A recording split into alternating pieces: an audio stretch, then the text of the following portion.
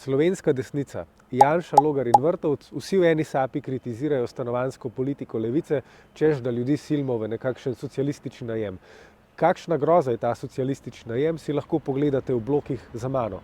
Sem namreč v kompleksu Nova Dolinska v Kopru, ki smo ga izgradili skupaj s stanovanjskim skladom in vidite prostorna, zračna, svetla stanovanja z balkoni.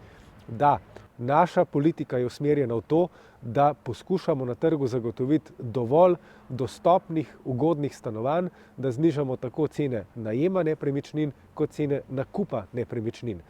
In razumem, da Janša, Logar in Vrtovec ne razumete, kako je danes biti v Sloveniji star 20, 25, 30 ali pa celo 35 let in se soočati s previsokimi cenami, da bi se sploh lahko odselil od doma.